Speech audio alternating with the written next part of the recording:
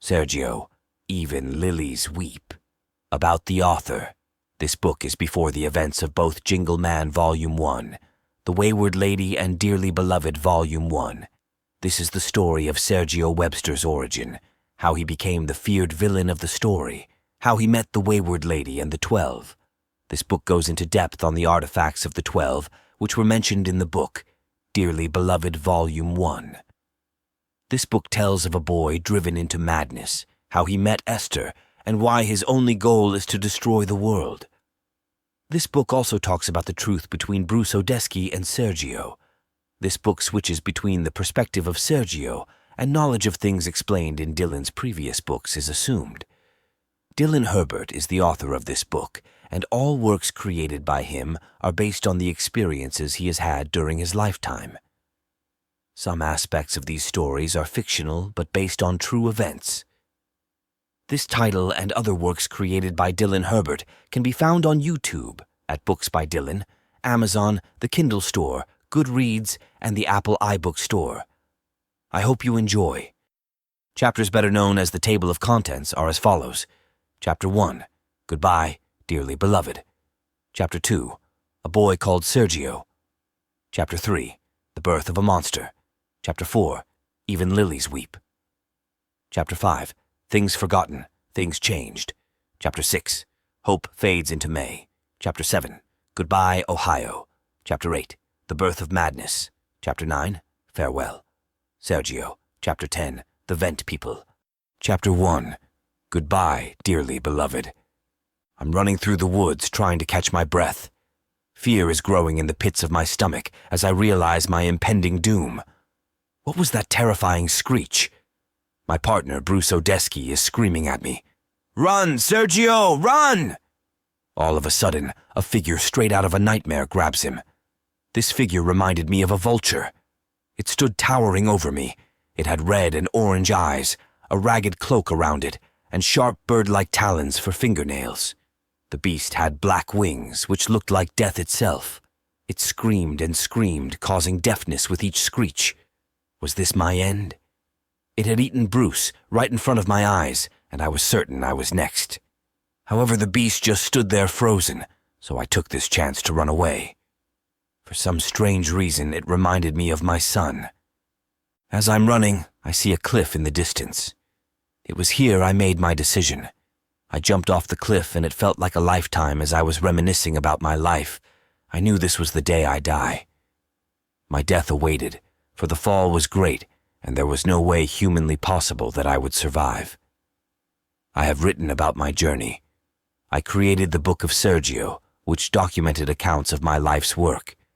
So now I only pray that when my son Noah grows older, he can realize that I did this out of love. However, in the end, not even that love was enough, for the rage I feel for the Wayward Lady.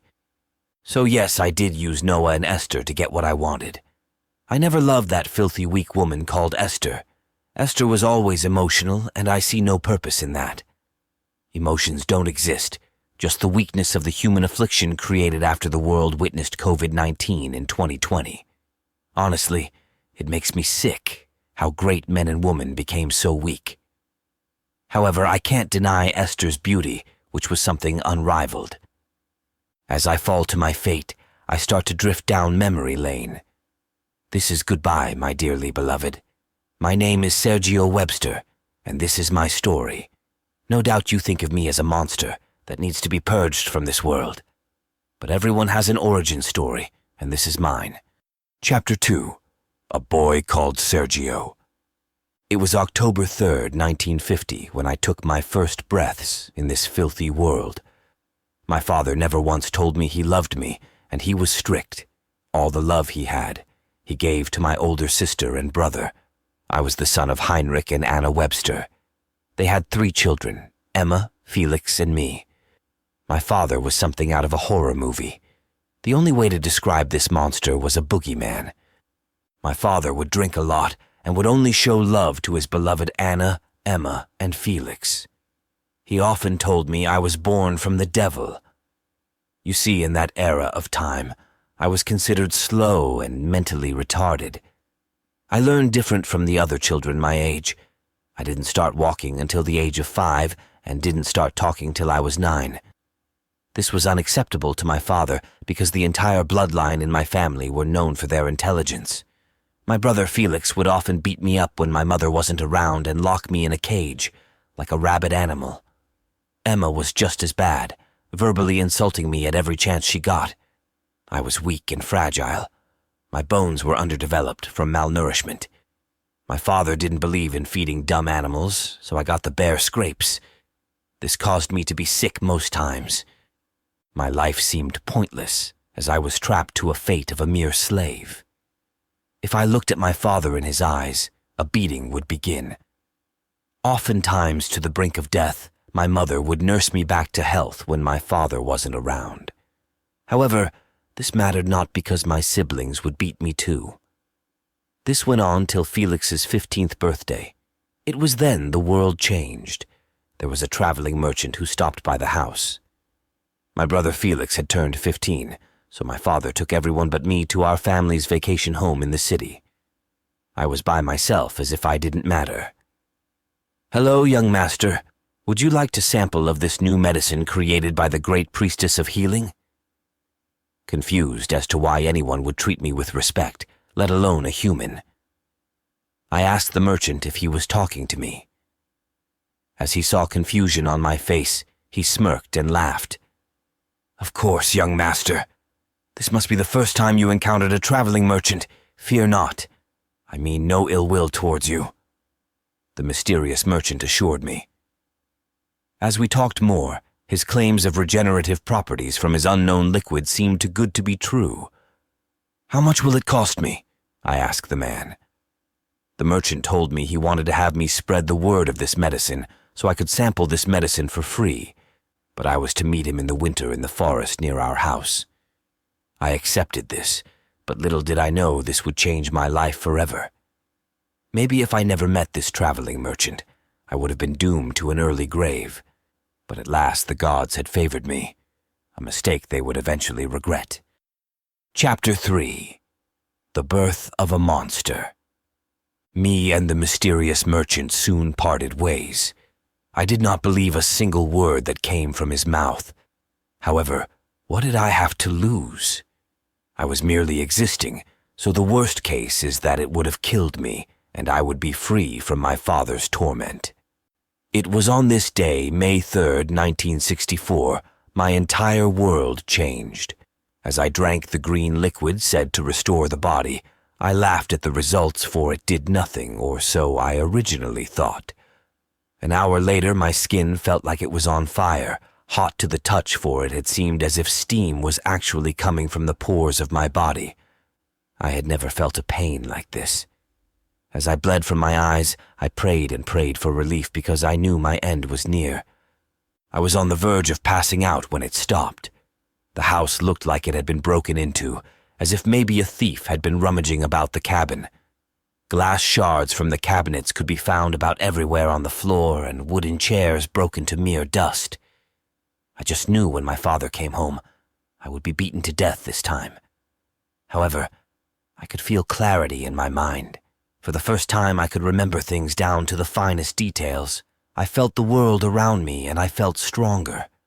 My body felt lighter, and for the first time I ran at speeds that could rival even a dog, or maybe even a horse. Instead of cleaning up the mess, I experimented with my newfound body. I was bored, so I read all of my father's books.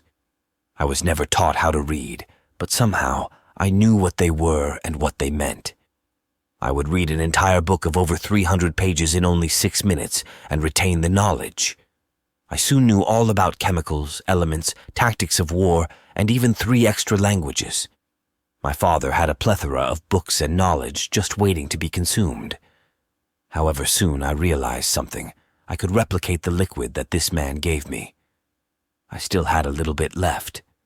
Hours and hours passed. I did not realize the sun had set long ago.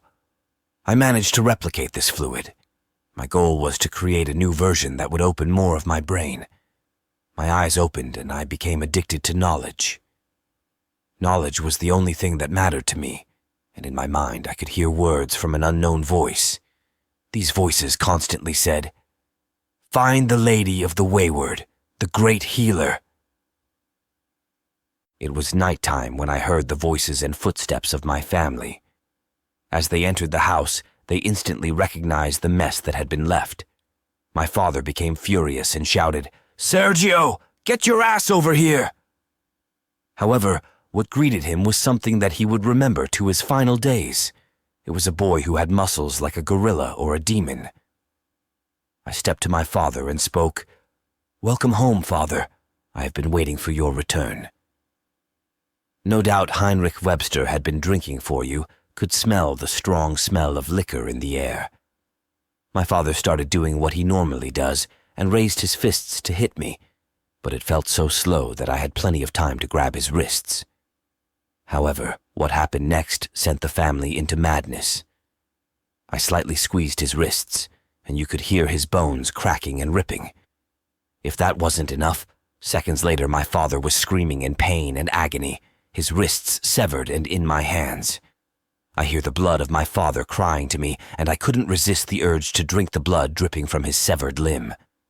"Take a sip, take a sip, take a sip from that bastard's veins! Sergio, drink the blood of your father!" The voices would say repeatedly, and each time the voices became louder and louder with each occurrence. Emma and Felix shouted like feral beasts, and I could see the fear in their eyes. This feeling of power made me obsessed, and I went down a spiral I never recovered from. I wish I could say this was the day Heinrich Webster, my father, died. However, my son Noah was the one who would take his life. I then started laughing uncontrollably, for I had tasted human blood from the monster who had tortured me all of my life. It felt great. I felt invincible, and nothing could stop me. I proceed to beat my father, each blow harder than the last. Felix and Emma are stricken with fear that made them paralyzed. Then I finally dragged him into our basement where he kept me and threw him into the cage he often locked me in. The only thing that made me come back to reality was my mother, the only person who truly loved me. It was her tears that made me stop and get out of this madness. However, that was temporary. "My sweet baby boy, you cannot do this to your father. He is no doubt a monster, but you cannot become the monster you detest so much. Let your heart guide you and be the light you never had. I am so sorry. I was too weak to step to your father. I should have taken you and fled," my mother said with tears in her eyes. I stopped, but I had a thought that would change the course of everyone's minds. My father had treated me like a feral beast. Death was too easy for this disgusting maggot. As I increased my knowledge of medicine, chemicals, art of war, and deceitfulness, I became someone not even my mother could notice. I went to the libraries, studied from schools, scholars, pastors, and anyone who could teach me. I even studied famous serial killers of history, for if my plan was to work, I needed to have the power to kill even gods, titans, and the devil himself. The serial killers I studied included Albert DeSalvo, known as the Boston Strangler, John Norman Collins, the Ripper, and even Carol Cott, the Vampire of Krakow. I soon created my own version of the green liquid. I called this SP9V. I had turned this liquid into a stone with the help of religion, medicine, and technology. It adapted to me and was to be injected into the eyeball, giving me heterochromia, one green eye and one gray one. The stone increased my body's regeneration factor to a point where if I was hurt, I would heal instantly. If I had been hurt by something, it would not affect me twice. My brain was at a point where I evolved past normal human limitations. I understood everything. I knew how to purge this planet. Heinrich Webster needed to be gone, but I was going to make his life hell before that happened. This stone would later be called the Anti-Regulator Philosopher's Stone of Sergio, better known as its book form, the Book of Sergio. It wasn't until well after the 2090s. A former detective named Robbie Wayne Clark would establish a museum of forbidden and dangerous artifacts to keep it safe from humans who only sought to use these items for the Earth's destruction. Only moments later, after my mother stopped me from killing my father, I started laughing uncontrollably, The voice in my head that had tasted human blood could not be quenched. Our two different voices started merging and created a dual personality in me. Modern society would have called this affliction dissociative identity disorder, or DID for short. What I did to Heinrich, Felix, and Emma would drive my mother to her death, but not before seeking help from the great healer. For as the days went by, that scared little boy named Sergio became a heartless, cold murderer. Before the winter would set in, Sergio Webster would have taken the lives of over 1,700 men, women, and children. Whether it was dissecting them like pigs, stabbing them to death, or burning families alive so they could feel fear like he did as a kid, nobody was safe. He always left one survivor alive so they would know that he was a god, and that they were only alive because he allowed it. He would leave the last survivor weak, helpless, and broken. They were often paralyzed when he had finished. It was the year 1964, when the story of Sergio Webster, the world's most heinous criminal, was born, the day he started the path of madness, the day his future son's destiny was set in stone. There was only 7 more months till he was to meet with that merchant. However, little did he know what fate had in store for him. A family by Lake Walter is fishing on May 5th, 1964. You could smell the sweet scent of field lilies, sunflowers, and roses about in the air. Dragonflies, beautiful robins, and butterflies are flying about. Such a beautiful scene. A young woman, who looked to be in her early 30s, calls out to her husband and 2 children. "Dear, let the kids know that the fish is done cooking on the stove. Will you please?" The man smiled at his wife and brought his kids to eat. This happy family really made me want to vomit. However, on second thought, Sergio Webster, recognized this man. He was the town's electrician, a well-respected man called Willie Wiltzerman. You see, he saw me locked in the basement when Felix and Heinrich locked me up. Our eyes met years ago, and all he said was, "I'm sorry, lad. This doesn't concern me. I have a family to care for." I became enraged at this thought. The voice in my head started to talk to me. It told me Willie was a parasite that needed to be purged. I was alone, afraid, and ultimately broken, for if that merchant had not given me this gift, I would be sentenced to an early grave by now, no doubt. I knew in my head what I must do. I would give him the gift of taking away his hope, like he did to me on that fateful day. I am walking about wearing a green shirt, black tuxedo, and dress shoes with slacks to match my shoes. I had created a knife from obsidian that was forged in the woods near my family's cabin. Due to my mind being opened, I created minerals, chemicals, and material that were nearly impossible to make by oneself. I used the anti-regulator's Philosopher's Stone to accomplish this. No doubt you see why this was later determined to be a dangerous artifact by the 2090s. Willie's kids had eaten and were now playing in the river, so I followed them and gutted them open like pigs to the slaughter. I felt so great when I heard their screams and saw the fear on their faces, like me, scared as a boy. Their mother heard their screams and got Willie to follow the sound. What greeted her was me with a bloody knife and her children's heads rolling on the ground with their organs on the grass. The once beautiful green grass was stained red. Willie's children's heads rolled to their mother's feet. As she screamed, I started laughing so hard I began coughing. Then next I yelled, "Willie! Remember me, old fool? I have come to give you the gift you so kindly gave me those years ago. The years you visited my father's home, the false hope you gave to me. I needed your help, but you turned a blind eye. I would have died in that basement if the gods had not favored me." Willie begins to throw up as he is crying, but that mattered not, for I slit his throat quick and beat his legs as you heard cracking and tearing. He knew this was his end. However, I would not let him bleed out. I poured gasoline that had been sitting near their tents and campsite. Then I lit a match, and you could hear his screaming as he burned. I then proceeded to use a fire extinguisher so he wouldn't burn alive. His bleeding stopped. I grabbed his wife and tore off her clothes as I raped her in front of Willie. When I had had my fill, I stabbed her in the head as she lay lifeless. My job here was done. Willie was unable to speak. He had shit himself, and you could smell that foul stench about in the air. The only words he could mutter was why. I smiled at him and told him, I just wanted to make sure you were okay for leaving an abused child in the basement. Remember, this is none of my business. He had flashbacks of that time, but it didn't matter now. I set him on fire again and walked away. This was the first family I had killed, not leaving anyone alive as a survivor, and only weeks later I would have killed over 100 men, women, and children. This was my gift to the world. I would go home after seeing how much pain humans could take. I wasn't satisfied, because how are humans so fragile? I often asked myself, because for years I suffered at the hands of Heinrich Webster. So, after the murder of the Wiltzermans, I did my research, and soon I knew everything there was to know. I came home and my mother was sad, because she could smell the blood on my clothes. She knew what I had done, but decided to look the other way, for I was her baby boy.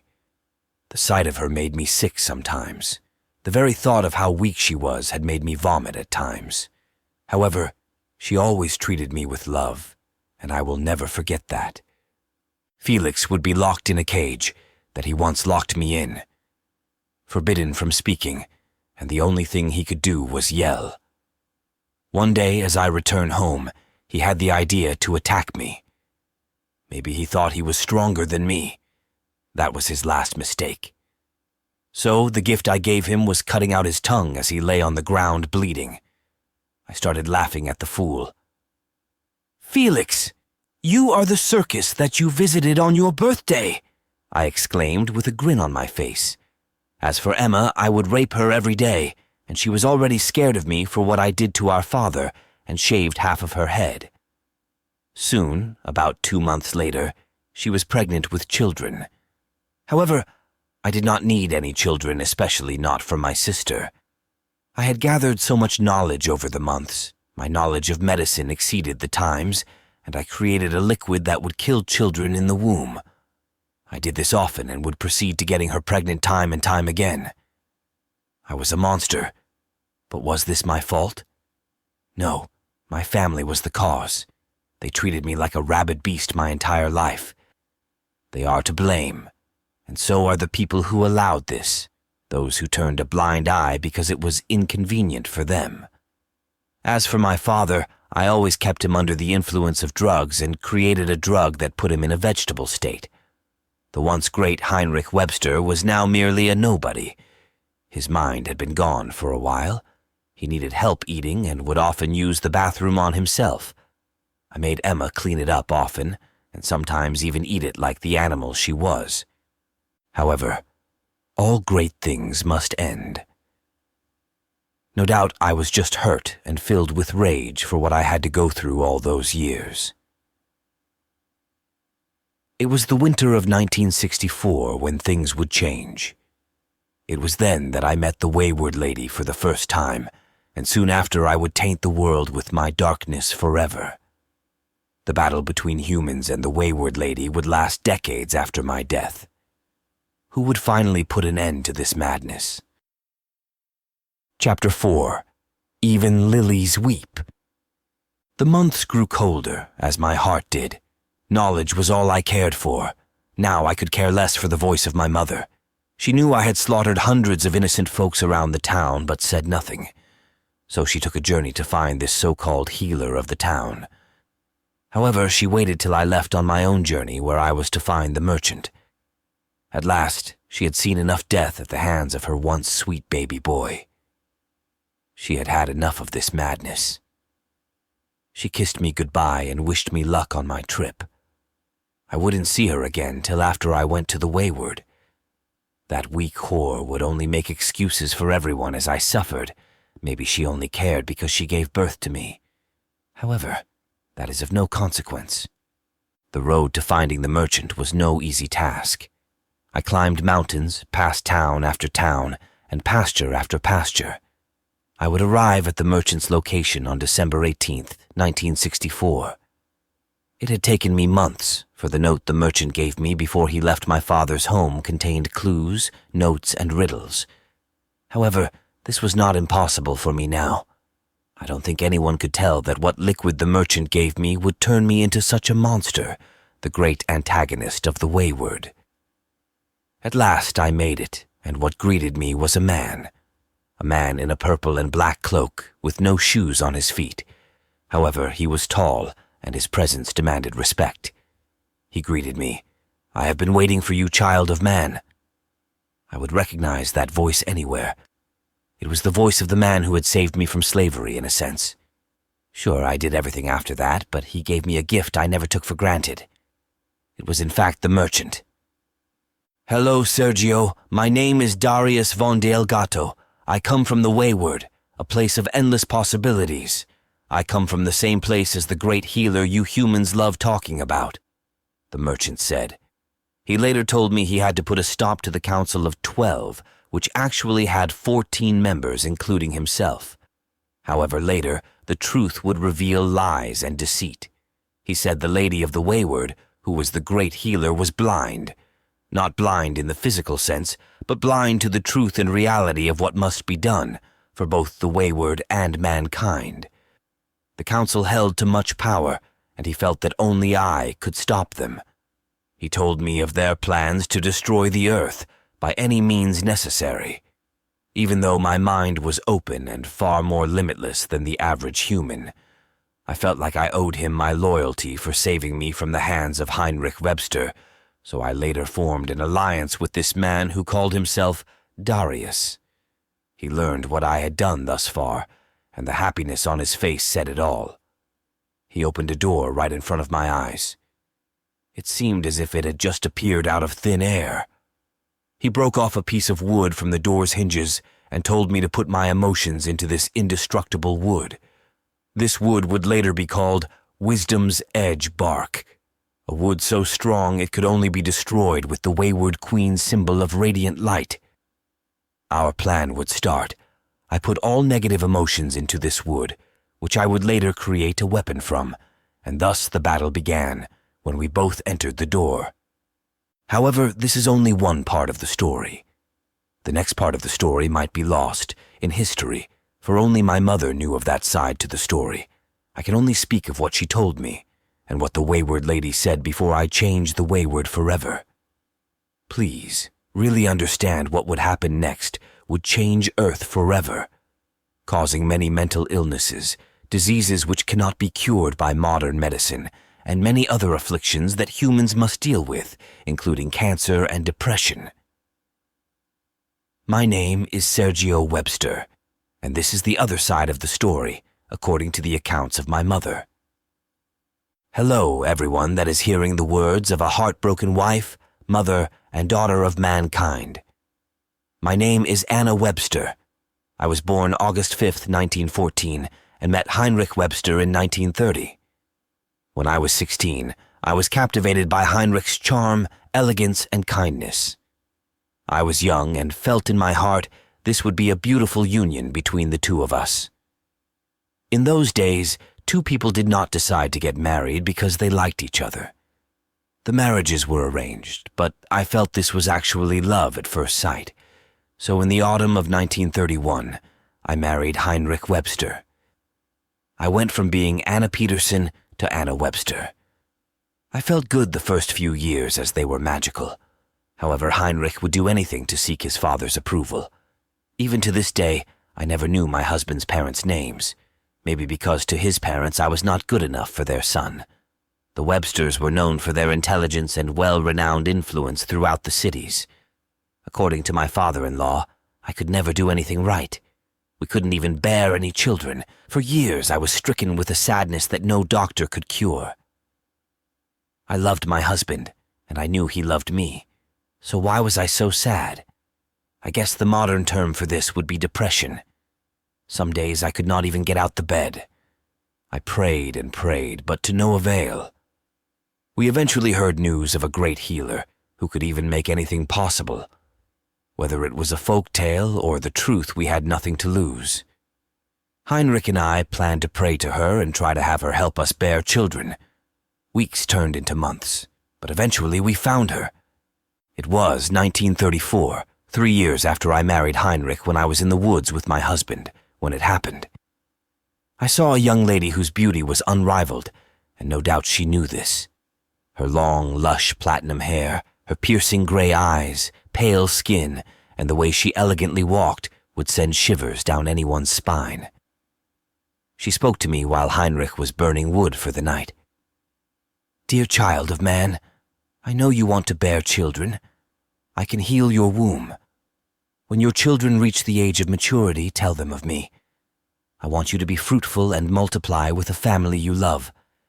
Children are precious gifts, and it's your duty to raise them with love and care." The great healer said to her. Heinrich walked to me because he heard the conversation. The lady stepped back a little. She told me later that she could sense darkness in this man's heart. However, she touched my stomach and blessed us both before vanishing into the woods. I would not see her again until that faithful day when my son Sergio found her. 2 years later, I was pregnant with child, my firstborn. At first, Heinrich was overjoyed with the news. I was happy, and so was he. Life couldn't get better. However, the child died at birth. Was this a coincidence, or had the great healer cursed my womb? I had never felt so hopeless. I was stricken with sadness, and Heinrich started drinking heavily every day. The once kind, loving, and caring Heinrich went down a spiral he never recovered from. If the house wasn't clean to his standard or food wasn't ready when he came home, he would often beat me. He often yelled at me, constantly. How could life turn to this? I was scared. I tried to flee from this madness, but every time Heinrich would find me and beat me to the verge of death. "Stupid wench, my father was right about you. You useless cur. You can't even make me a hot meal, knowing I work hard every day. You just sit at home doing nothing," Heinrich often told me. However, it was 6 years later, after being a mere slave to my husband, it all happened. I bore my first child on June 20th, 1942. My firstborn was a daughter that we named Emma. She was the pride and joy of my heart. Such a sweet baby girl, however, this kindness would soon be snuffed out by Felix, who was our second-born. Felix was born on May 3rd, 1949. Felix was the pride and joy of Heinrich and Heinrich's father. Felix was ruthless, would hunt animals and lock them in cages, and ultimately torture them before killing them. Felix would tell the family he found joy in doing this. Of course, his father and grandfather would praise him. They said he was a real man. I tried teaching my son how wrong this was, but only would receive a beating from my husband, so I soon learned to shut my mouth. My daughter eventually became just like Felix, and you could tell she thought of me as weak and useless, just like Heinrich and Felix. It wasn't until October 3rd, 1950, everything changed. My other 2 children were top of their classes, some might even say geniuses. Heinrich often told me that geniuses are born, not created. My third child we named Sergio Webster. Little did we know he would be the family's downfall, the most ruthless serial killer of the century. We did not realize he was different till he was 2 years old. He would not even react to anything. He barely cried and still couldn't even crawl, let alone walk. Sergio did not start talking till he was 9. However, when the boy was 6, his father had enough of this. After all, the Websters were known for their genius prowess. Sergio was locked up in a cage like an animal, given scraps from the garbage. Heinrich said he served no purpose. "At least you can cook and bear children for us. Sergio is a disgrace to the Webster legacy," Heinrich often said. Soon after this, Emma would verbally abuse Sergio, thinking he did not understand any of this. However, Sergio was not dumb, as some thought. He just did not know how to communicate well with others. Felix would often lock him in the cellar, which had chains, shackles, and a cage. Sergio would often be locked in the cellar. His neck, arms, and legs would often be shackled. Felix would beat his brother with his fists, with a whip, or with metal pipes to the brink of death. Emma would sexually assault her younger brother. Finally, Heinrich would beat Sergio just as Felix did. Day after day, days to weeks, months to years. This went on until we came back from Felix's 15th birthday. I know I should have fled with my youngest son and left this family. I was just scared that I would be caught. I was a slave in the family, but Sergio had it worse. Even though he was beaten every single night, he was still kind and loving. I would secretly tend to his wounds the best I could, and I felt like that was enough at the time.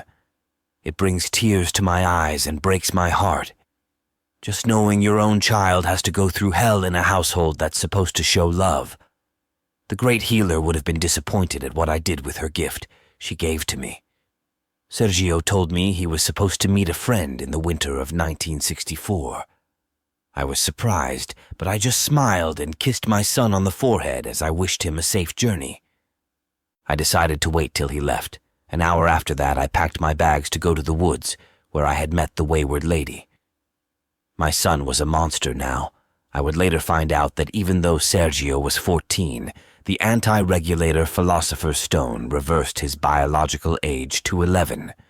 So according to everyone, my son was 11. A dangerous tool, and in my son's hands, nobody was safe. He was a Webster after all, and knowledge fueled his drive to insanity, madness, and chaos. I finally arrive at the woods after some time, but I see a boy talking to the great healer. I listen to the conversation. "Hello, ma'am, there has been an accident. A group of bandits have murdered my parents," the boy said, sobbing uncontrollably. The woman was stricken with concern, and they vanished into the woods. However, a mysterious man in a purple and black cloak followed them. They came back, and the great healer told the boy she could heal his wounds, but he wouldn't remember the place they were going to. All of a sudden, a door opened, or maybe it appeared. The door was white and had a wooden frame. Just then, the mysterious man in the purple and black cloak smacked the lady in the back of the head. I could see blood dripping from her head. What was happening? Then the boy stabbed the great healer in the chest 12 times. However, she escaped or tried to, but both the boy and the man in the cloak quickly followed. The door began to disappear, so I made a choice and followed them. I didn't know that humans could not survive going to this other place that would eventually be called the Wayward until the final battle. Would I survive this battle? Would I make it out alive? I am sorry, my dearly beloved. As I went through the door, I knew the world may never see me again. Chapter 5. Things Forgotten, Things Changed. My name is Sergio Webster, the monster created from the hatred of mankind. The boy my mother saw was in fact me. She probably didn't recognize me because she only saw a shadow and not my face. What happened next would change the course of the world forever. Even after the birth of my son, Noah, the world would still be fighting. Humans and the Wayward were in this never-ending battle for power, control, and authority. I chased after the great healer, and what greeted me was a scene out of a sci-fi movie. Beautiful grass, pastures, and colorful trees with purple, green, and red leaves about. Was I dreaming? This could not be real. I felt so much as if I hadn't been alive prior to this. However, it was short-lived because Daria started yelling at me. "Boy, what are you doing? Finish her off!" Here it was another person telling me what the fuck to do. I had enough. That voice in my head told me to finish off this world. My father gave me nothing but trauma and hatred for every male, for every soul, for everyone. People generally just used me for their own means. I clinched the once white scarf my mother gave me, which was now stained red with the people I had killed in cold blood. My mood changed instantly. However, it wasn't till Daria spoke to the great healer I finally made my choice, to eradicate both worlds. "Mother, I have come to take the throne. You banished me for speaking and voicing my own concerns.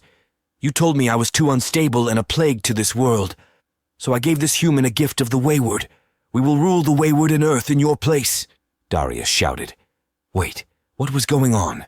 This merchant was actually from this place, all because he was mad at his own mother. I was filled with disgust, rage, and hatred again. Another person seeking to use me for their own means. I started laughing uncontrollably, so hard I began coughing, then I grew silent. After some time, I finally spoke again. "So, this is the Wayward? This place is spectacular.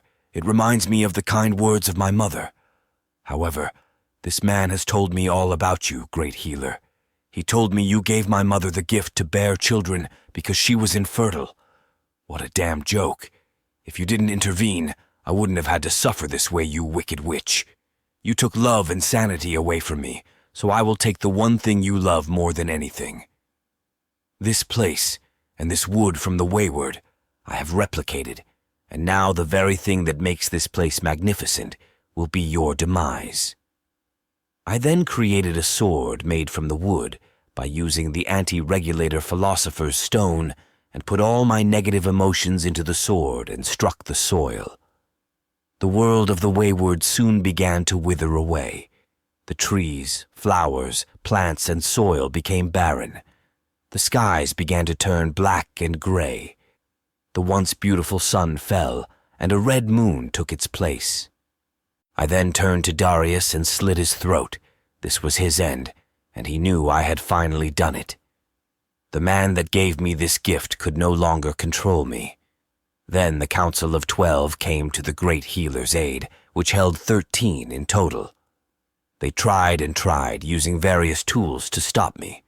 A mutant hat with 3 eyes that would devour people on contact, a staff that would shoot beams of light, and even a ball that would impale people in an Iron Maiden type of device. All the tools they used were useless. I had mastered the abilities Darius gave me. It was through science, magic, and my genius-level intellect mostly. I created the Book of Sergio and started killing these council members one by one. You could hear their screams and see the heart-broken great healer. I would have given them all the gift of death if my mother didn't stop me. A mother's last efforts to save her baby boy from the darkness of my family's legacy. "Sergio, my baby boy, please stop this madness. You are not your father, and I'm so sorry I never fled with you because of my weakness. You are now the monster you so detested," Anna said to me. Anna was crying tears of blood, trying desperately to breathe, but exposure to the Wayward's air was killing her. I felt my heart beginning to break. My mother was dying, and there was nothing I could do. I promised her I would never harm a single soul as long as I wasn't hunted down like an animal. It was here my mother, Anna Webster, told me of her story and everything that led up to this. The great healer finally spoke to the two of us. "Child of man, I'm so very sorry for the life you had to live. If I had known the darkness in your father would corrupt you and sentence you to this path, I would not have intervened. I just wanted to stop the pain in your mother's heart. For years she tried to give birth to a child, but to no avail. I promise you will not be harmed if you leave this place right away." So we made a truce. Once leaving the Wayward, I would forget about it. I would revert the world back to how it had been, and even offered to revive all my victims.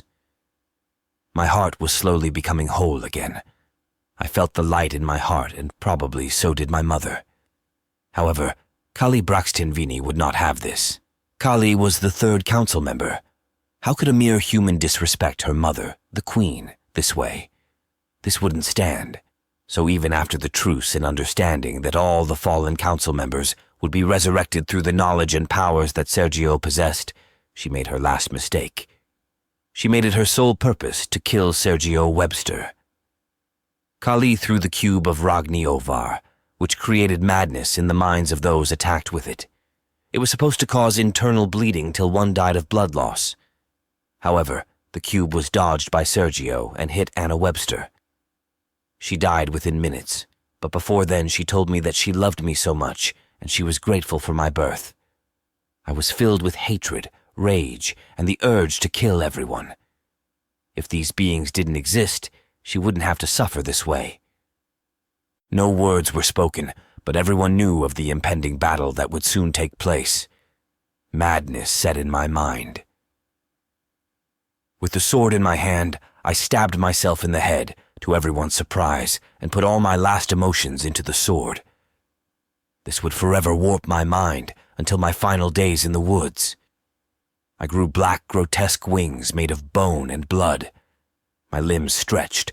I grew in height to up to 8 feet, and bone claws grew out my nails. I was truly a monster and devoured everything in my way. I bit off the head of Kali Braxton Vinny and ripped her in two. The other council members shared a similar fate. I attacked the great healer and we fought. Blow after blow, minutes turned into hours, and we both kept fighting. She kept regenerating no matter what, so I drove my sword into the planet, creating hell.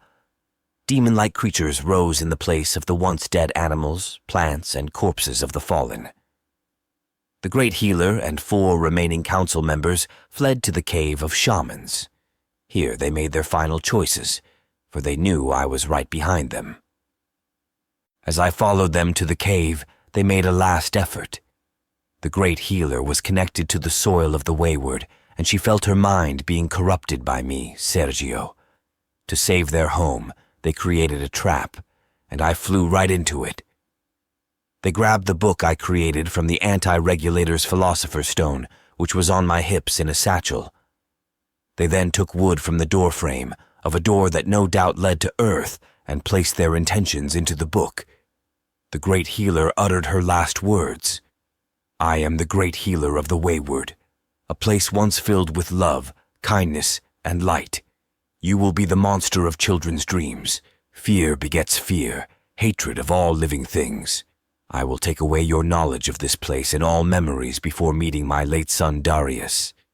You won't remember how things work and will always feel empty, and when you bear a son, he will be given to me as penance for your many sins. This is my final decree, and it will be followed. Your great powers are gone. You will never threaten the universe again. The great healer told me. Sergio began laughing and said, Good luck, you stupid bitch. I will forget about all this. Who will forget?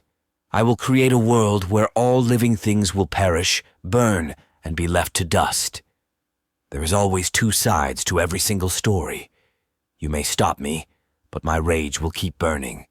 My son will hunt you down, rip out the skulls of your beloved children. For you had the power to stop my father but didn't care. Great healer? No, you are the Wayward Lady. I am your end, your final breaths you take, and you won't stop me. I could care less about you taking my future son's life. He will be the very person to see you draw your final breaths. Then you will remember me. Everyone knew in their hearts that my speech wasn't just empty threats. So, with their combined powers, they drew upon the last remaining strength they had and created a door from their bodies. Both of the living council and those who had died by my hands, they threw the book out into the door which led to Earth, and me along with it. However, the book landed in an unknown land to me, which later I would find was North America, the United States. I was sent back to Germany, my home. So the council members became a door known as Bonve von Da. The door held the powers of all the remaining artifacts, which would later be called the Artifacts of the 12. As I'm flying out the door, back to Earth, I see the Wayward Lady throwing up black liquid from her mouth and a mysterious man next to her. He had a hat and stood tall. All I heard was jingle sounds from the bells he had about him. You probably know him as Jingle Man. However, this was when everything changed. The world would never be the same. It was Earth versus the Wayward. Did I make a mistake? I haven't been under the influence of the book in weeks. Now my mind is slowly reverting back to the times when I was a child. Chapter 6.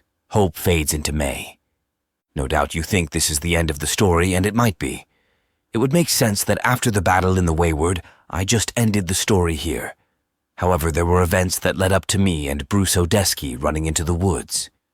All events lead to my son, Noah Webster, who was a far greater threat to the human race than I ever was.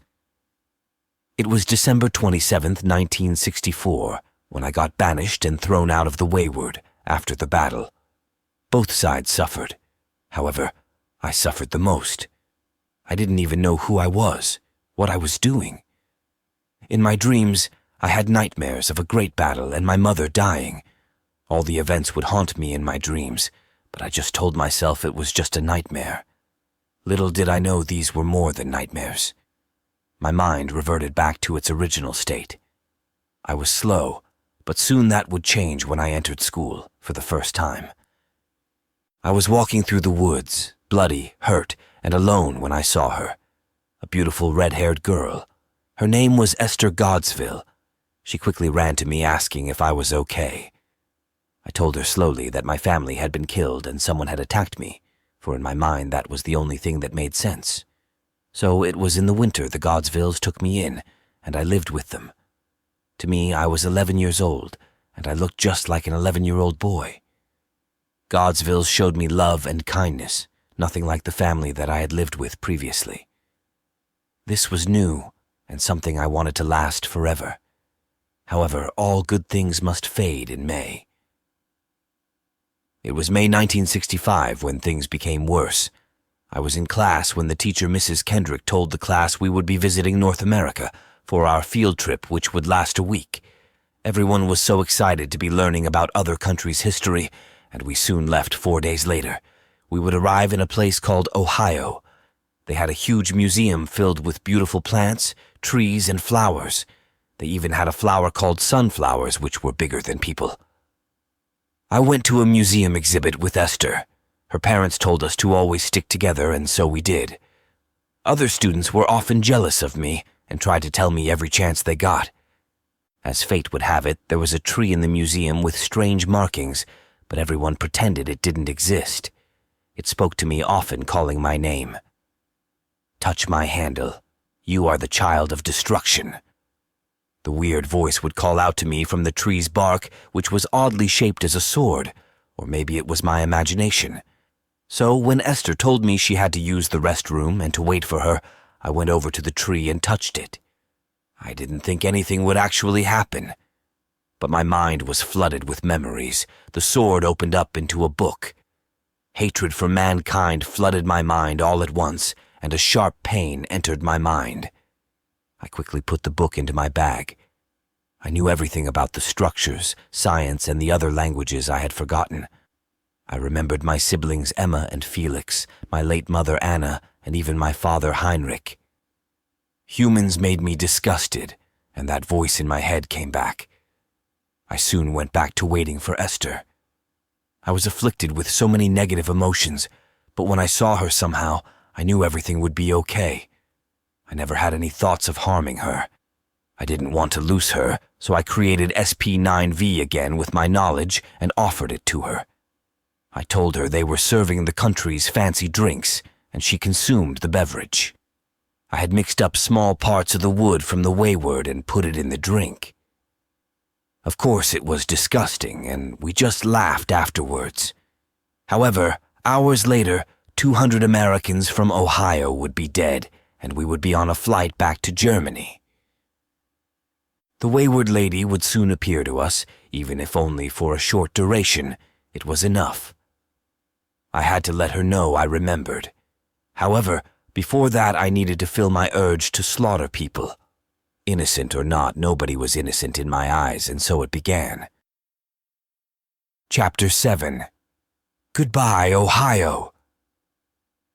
Moments later, Esther started acting differently. Her thoughts became similar to mine. We both agreed that we had to slaughter people like the pigs they were. So after we went back to the hotel, which all of the class was staying in, we slipped out into the night. Esther created a bow that would break down into acid, with arrowheads that would dissolve flesh on contact. In addition, I had my sword. We broke into houses and killed people. One family, 2 families, and eventually an entire block of houses were stained red with the blood of humans. Most of them were too scared to do anything, begging for mercy, but to no avail because we were driven into madness. Cops were soon on the scene to find people dismembered, organs pinned on the walls, and blood smeared on the walls. The sheriff and the entire police station in town were on the scene. However, they would never find the culprits. We vanished back to the hotel. As we are walking back, we see a woman looking to be in her early 20s. The woman's body broke, her bones shattered, and she changed. It was the Wayward Lady. "Child, we meet again. How could you find the book? You need to give it to me before you mess up the balance between Earth and the Wayward," the Wayward Lady said to us. However, she looked different. Her eyes were no longer gray, but a deep orange, and you could feel her hate. However, my hate was greater. She demanded I give her the book. Esther surprised me and the Wayward Lady by what she said next. "But you can't destroy the book, can you? You would need the Queen's symbol of radiance, which you no longer have. Looks like you're screwed, lady." Esther explained how the book told her everything that took place that day, that she even had dreams of the events that took place. I started laughing, as I always did. Then I stabbed the Wayward Lady. The lady that had been transformed lay on the ground dead. We eventually go back into the room. It was me, Esther, and we shared a room with Ethan. Ethan would eventually become our greatest friend for years. Even after Ethan changed his name to Bruce O'Deski, we would all be inseparable. Ethan asks me as I walk in the room, "Where have you been? Have you seen the news? Apparently, hundreds of people have been killed by some serial killer." Esther just starts making tea with the ingredients I gave her. So Ethan soon became the third of us. As a joke, we named our little trio Uncle Sam. However, years later, America would still be controlled by us. But that's a story for another time. The three of us had a grand night. We had sex, the three of us. I would fuck Esther, grabbing her thighs and feeling her breasts, which were growing, while Esther would fuck Ethan. The night felt great, and we felt unstoppable. As I think of this was the first time I felt connected to anyone. The ground is approaching as I'm running away from the creature that killed Ethan in the woods. No doubt this was soon my end. However, my legacy will live on in the hearts of many, including Noah. The next day, we would board the airplane heading to Germany. Home, sweet home. However, the Wayward had other plans. Chapter 8. The Birth of Madness. As the field trip came to an end, I felt unstoppable. No, the three of us felt unstoppable. The book would constantly tell my comrade stuff. The book affected everyone differently. For me, it gave me a high which made me feel alive. I became the monster everyone feared. To me, my victims were all like the Wiltzerman family I had slain. Death gave me a rush. For Esther, it gave her the urge to please me, but maybe she had always liked me. She often told me how charming I was and filled with adventure. For Ethan, however, he had it different. He would love to dissect his victims and feed their remains to people in his uncle's restaurant. "They say it tastes like chicken," he would say.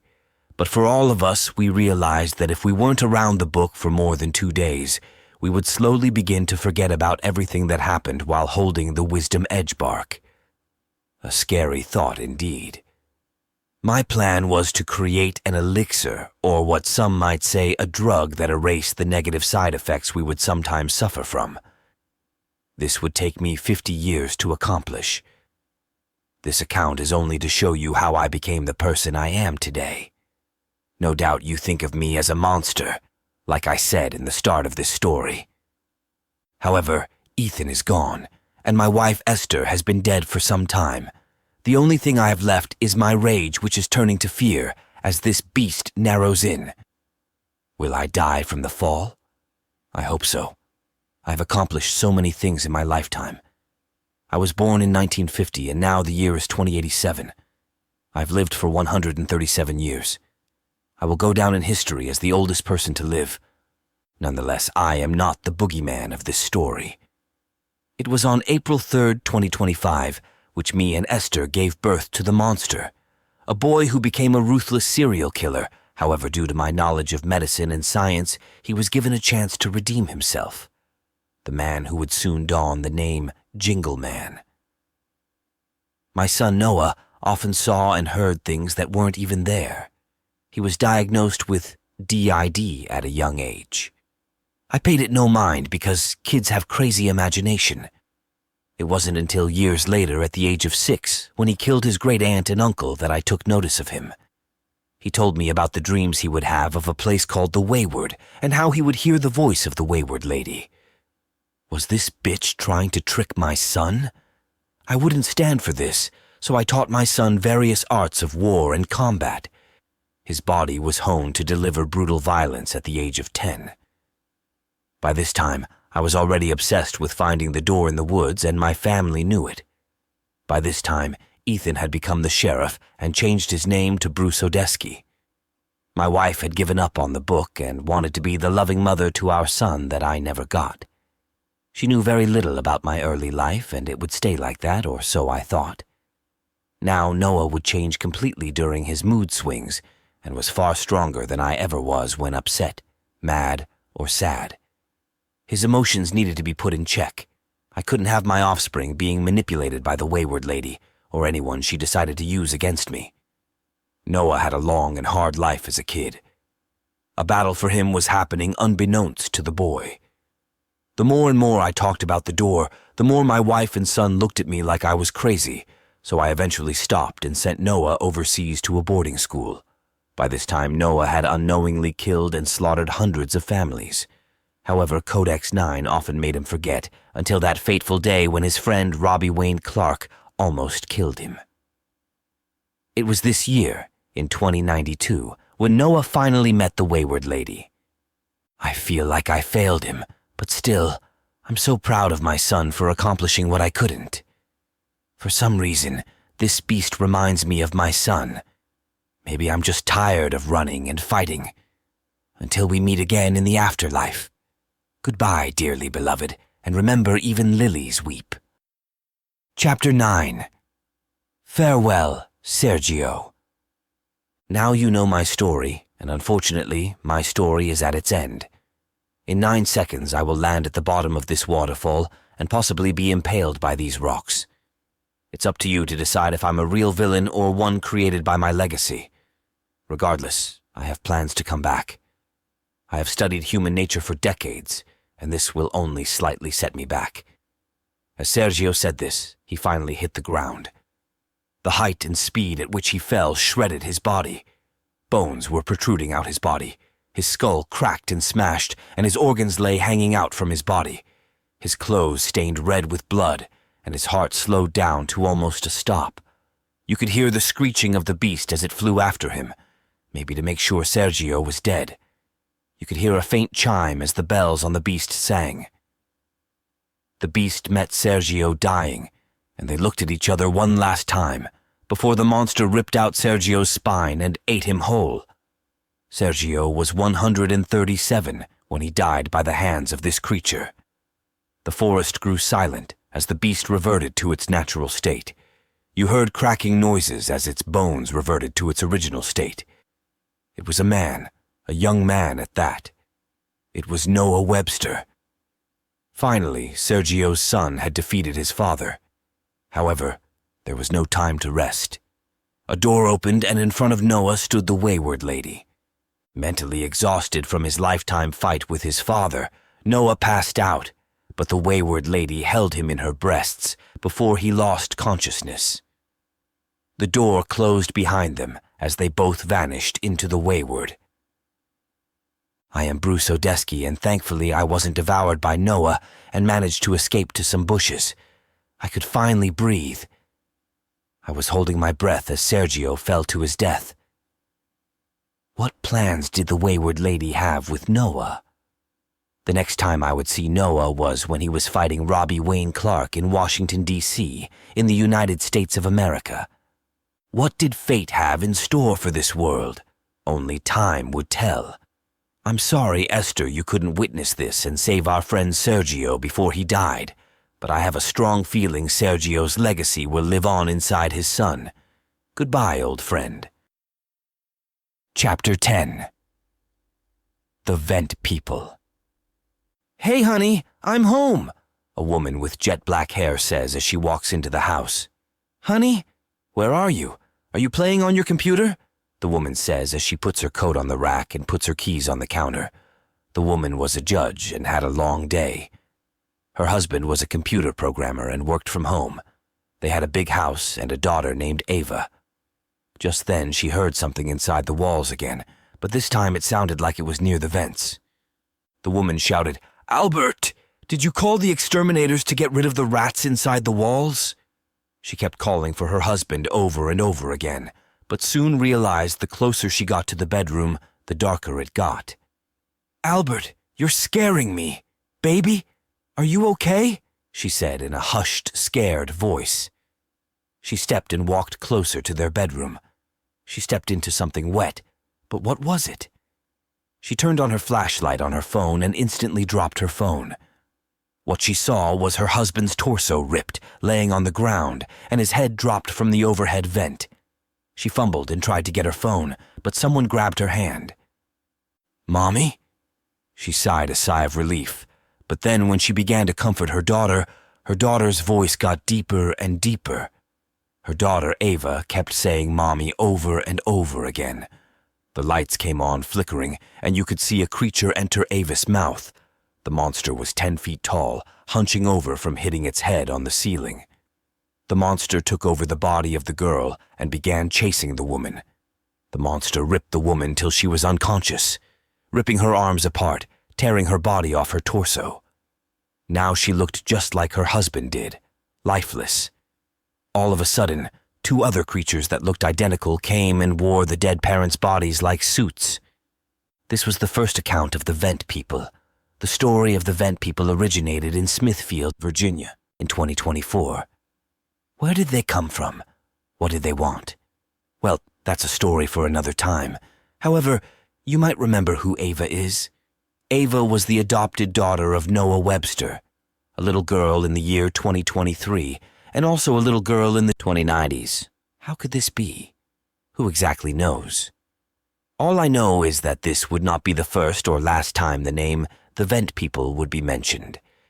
This was something out of a horror movie, according to the eldest son of the family, who visited his family's home for winter break. Austin was his name, and he barely made it out alive. All he heard was one word repeated over and over. It sounded like a child, but had a deep voice. Austin told the police that on that night, on that red-stained moon, on the night he lost his entire family to the Vent People, that these people were tall, for he saw eyes looking at him as they ran into the vents. He told the police he smelled blood, and they confirmed that the whole entire household was missing. A very mysterious story, but I will tell you that story another time.